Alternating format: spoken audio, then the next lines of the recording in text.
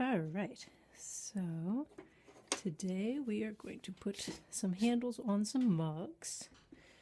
Hopefully you can see this okay. I've got my phone stuck to my head.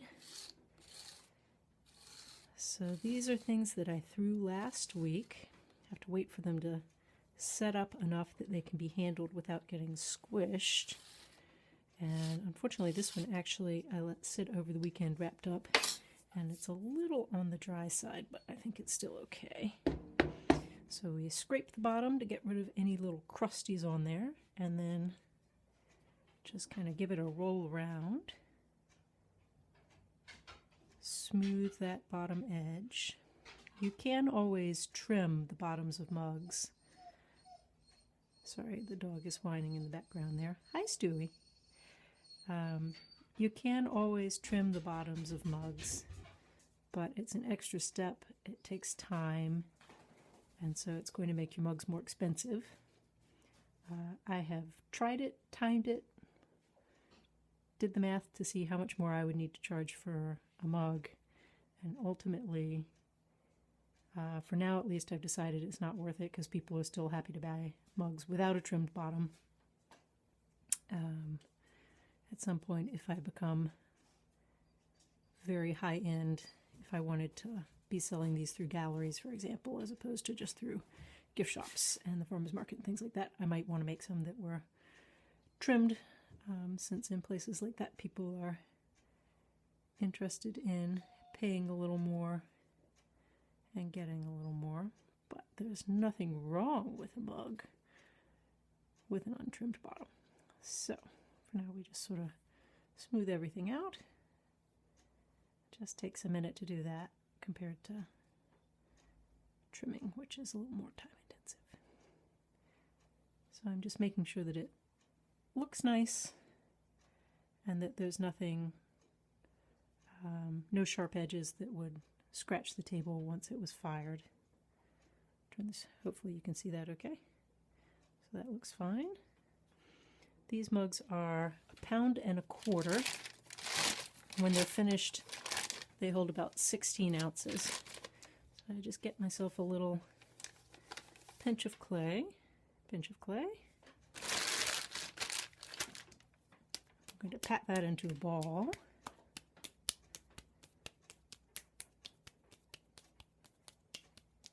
And there are a couple of ways you can pull handles. You can pull off of I could have a great big ball of clay, about softball sized, and I could pull a bunch of handles off of one piece. The problem with that is it makes your arm really tired. You have to hold that maybe, 2-pound ball of clay for however long it takes you to pull all the handles off. And it's also, it also means you have to pull them and then slip and score them onto the mug, which makes a different kind of a join and sometimes a different sort of shape to the handle. If you pull the handles off the mug, which is what I'm going to do, you get a more organic feeling handle. It looks like the same way that a tree limb just sort of grows out of the trunk of the tree. It can come out feeling a little more naturalistic. So I've just patted that into a ball. I've kind of rolled it into a little carrot in between my hands. And now on a nice, clean, dry wooden bat, I just give it a little roll. If I do that on a wooden bat, it doesn't stick. Stewie, can you stop whining? Hi. Yes, I see you. I know I'm talking to myself. It's very strange. Okay. No. Please stop whining. So I give this a little roll, and I want it to taper. I want it to be a little fatter at one end and a little thinner at the other. I want to get all the little fingerprints out of it, make sure there aren't any creases. You can see, I don't know if you can tell, but there's a little crease right here that was some sort of little fold in the clay. Things like that can cause stress points. So you want it to be fairly uniform all the way through. And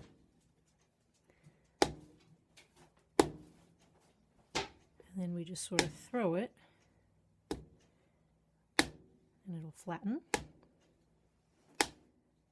Because I'm working on a nice flat non-stick sort of surface, it flattens really nicely and nicely evenly.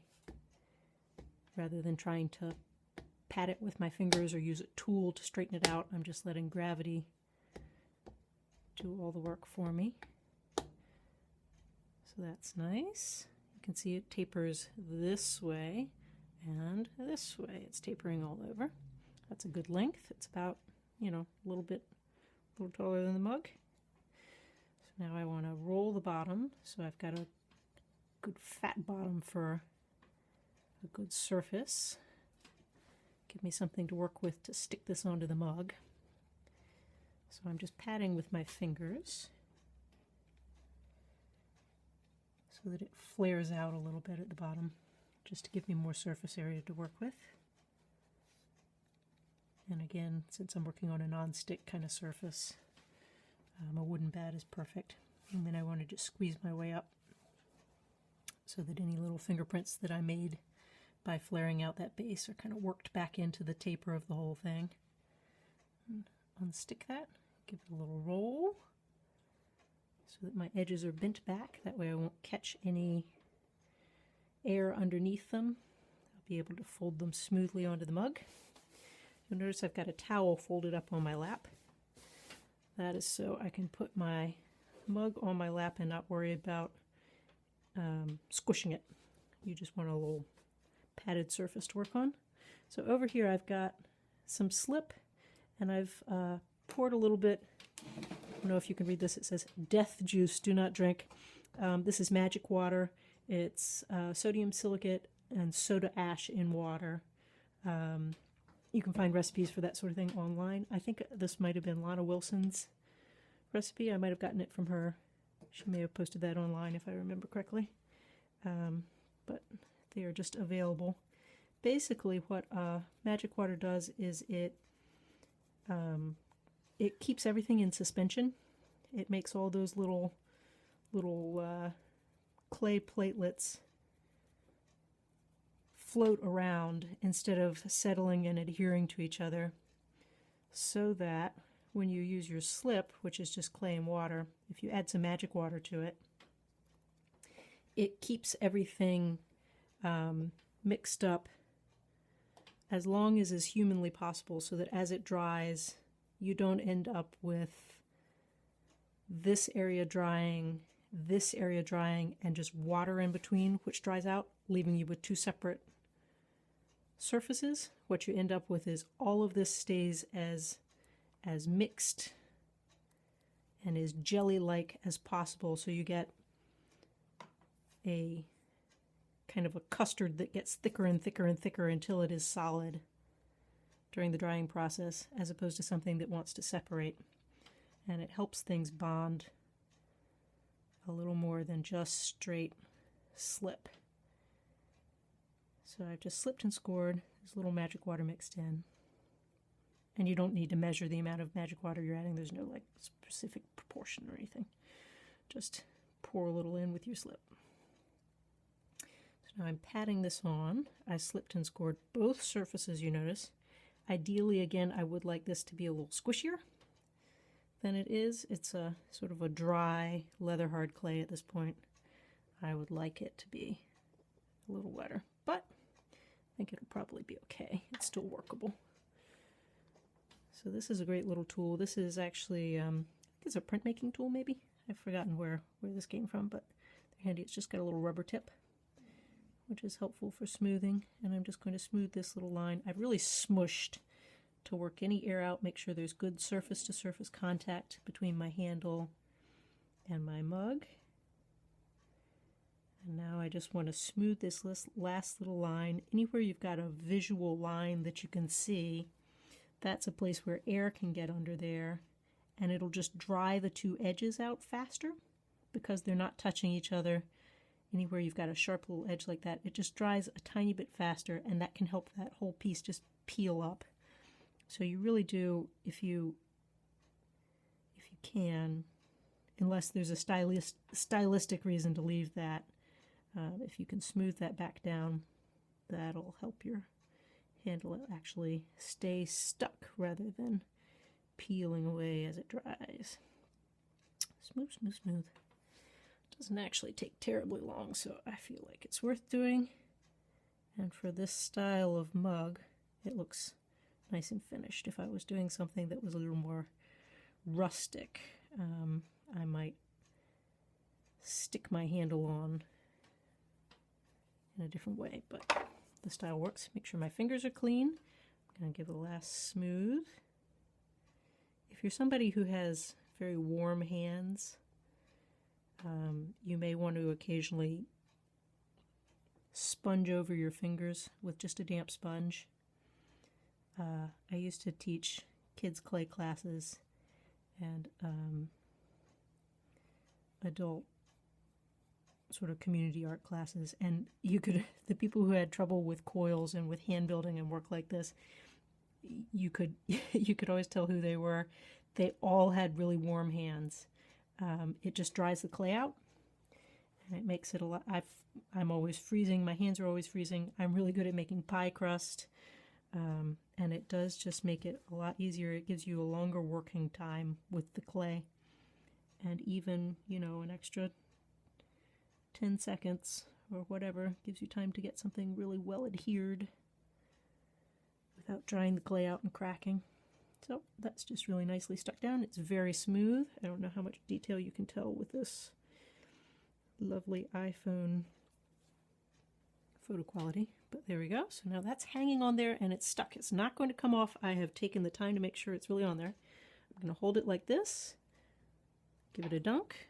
I'm going to hold with my left hand, give my hand a dunk, and then we start pulling. And I'm squeezing gently from top to bottom. You always do your strokes all the way down, and I'm just trying to stretch the clay with my squeeze and straighten out any little fingertip marks that are on there. So you want to kind of move with a little bit of speed. Notice how quickly my hand's running down that. And this takes practice. So if you want to get into doing mugs, throw 10 or 20 or 30 or 50. Put handles on all of them. The first time you do it, it's a bit intimidating. You're really worried you're going to pull your handle off. And if you haven't attached it well, you will, but that's how you figure out how to attach it well, is to pull a few off. But really, I have put so much gentle, careful pressure attaching this. It is now sort of one with the mug. I could scrape it off, I could cut it off, but I can't pull it off at this point. Okay, this is just getting longer and longer. And I want to make sure I'm going all the way up here to the join so I don't leave any crunchy, dented little weirdness up there. That's what makes these look so nice and so clean, is making sure you go all the way from the top to the bottom. And once you can tell the handle has sort of got some flop to it of its own, that's what tells you it's going to bend in a nice curve. I'm not going to bend it in a curve. Again, I'm going to let gravity do the work, and that's what makes it look really organic, like it just grew out of the side of the mug. You don't want it too thin where it's going to be sort of wimpy and it might be prone to cracking. So that's pretty good. The thickness of the handle ideally is about the same as the thickness of the mug. Here the rim of the mug is a little thicker. I leave that a little thicker just so it's a little less liable to chip, but the actual thickness of the wall of the mug is about the same as the thickness of that handle. So now I clean off my hand, I dry off my hand, and I actually measure against my hand to get the length I want. That's how I make these repeatable. Oop. If you're measuring against your hand, that is one measuring tool you always have with you wherever you go. So you can just decide if you're doing a set of mugs, I'll measure down to the knuckle at the base of my thumb, or down to my wrist, or halfway in between, or whatever, depending how long, and then just always do them that way. So I'm holding with my right hand. Here's my left hand. This hand is dry, so I can grab this little end here and just pull it around. It sort of sticks to my finger. Put this back on my lap. Ta-da! And then I need to put one finger underneath because otherwise I'm going to smush, and just gently start working that into the clay. I don't want to smush that nice arch I've made, because again, that's just gravity acting on this particular thickness of clay and this particular clay body. So if I let gravity do it, it's consistent every time. It's when you try and mess with things like that that they start to look overworked and clunky and fussed with. You want them to just grow from laws of nature, and that is always looks good. Okay, so again, I want to make sure I don't have any little lines that you can see, because that's a place where the drying might go a little faster. It might help this separate. I want to make sure it's really worked in, but I'm doing it with lots of tiny, soft little strokes, not with a lot of pressure. A million tiny little strokes. And again, it's easier for me because I've got cold hands. Ha ha, too bad about the rest of you. Okay, get this last little bit here, because I can kind of see. You may not even be able to see that. And any last little inconsistencies will get covered up by the glaze, because the glaze I'm using does that. But if I really got it attached, it's not going to come off later. Come here and give this a last little smoothing. I can kind of adjust this curve just a tiny bit if I want. That's a nice beefy handle. You can really get your fingers in there. And we sign the bottom with a needle tool. Half of this is just knowing how to hold this so that you don't drop it and you can put pressure on it the way you need to without smushing. It's more of a problem when they're wetter. But there we go. There's that one. I'll just put that there upside down to dry. Here are a couple that I worked on this weekend, and you can see they all match very nicely. Nice little handles, and they'll dry very consistently, and I just keep them draped in plastic as they're drying.